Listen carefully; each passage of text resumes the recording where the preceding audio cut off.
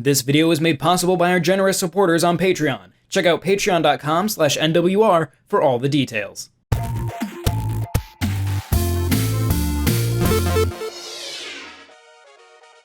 In 2021, I reviewed Turnip Boy Commits Tax Evasion based on a quick glance at screenshots and its eccentric title.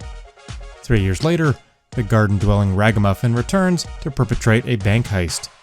The life of crime continues in Turnip Boy Robs a Bank, but the action-adventure trappings of the original game have been swapped for more of a roguelite experience. Does this vegetable-filled sequel deliver the goods, or get caught red-handed? The premise here is a simple one. Turnip Boy is tasked with assisting a bank robbery, alongside a team of thieves who furnish him with tools to pull off the deed. As it turns out, this heist is one that will only be completed in bits and pieces, as you need to spend the money you collect on each run through the bank to purchase items that open up new areas or improve Turnip Boy's stats, like his health and melee damage. Once you become accustomed to the new gameplay loop of the sequel, it's a mostly fun romp through museum-like halls, office spaces, and a darkened underground, and more. Early difficulty spikes can be overcome by picking up upgrades back at your hideout or finding better weapons to dispatch the security forces trying to halt your progress. Turnip Boy moves quite speedily, especially for a member of the mustard family, and he can carry only 2 different weapons at a time. You'll need to decide which ones to bring with you, but you can return new weapons to a fellow in your hideout to research new permanent weapons for your arsenal. These are available to choose at the start of every run. Quick scores can be a good strategy early on and when you get stuck, since it's easy and advisable to bring back the cash and treasure you find so that you can spend it before losing it to a failed run.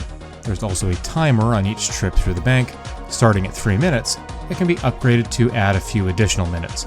I'm still amazed at how much of a departure Turnip Boy Robs a Bank is over Turnip Boy Commits Tax Evasion, but the change is largely an effective one. What's less effective is the finale of Robs a Bank, which requires a Herculean amount of skill and effort.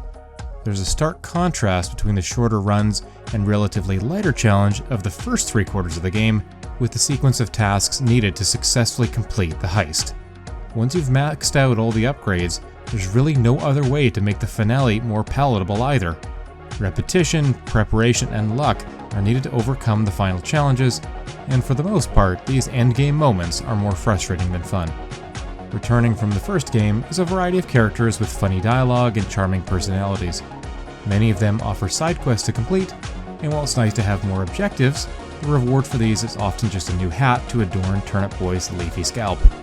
Whereas the world of the first game felt a bit more engaging, the gun shooting and sword slashing gameplay of the sequel takes center stage, and so it does feel like there's something missing. A better amalgamation of the 2 games might yield a more complete and satisfying overall experience. Turnip Boy Robs a Bank offers a lighthearted roguelite romp in the pursuit of Stinky's riches, hidden within the bowels of the botanical bank. The gameplay loop is pretty fun, and finding new weapons to dispatch the security, flora, and fauna standing in the way of your heist manages to entertain, at least up until the final parts of the game. The performance on Switch also leaves something to be desired, with more detailed areas of the bank leading to noticeable frame drops. If you wanted a bit more action from your Turnip Boy escapades, this follow-up might be the serving of veggies you're craving.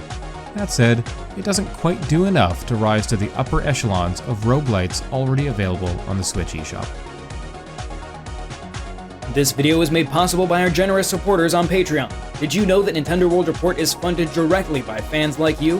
When you support Nintendo World Report on Patreon, you get immediate access to multiple exclusive podcasts every month, exclusive Discord channels, an early look at select content, and more, all for as little as $1 a month. Check out patreon.com/NWR for all the details.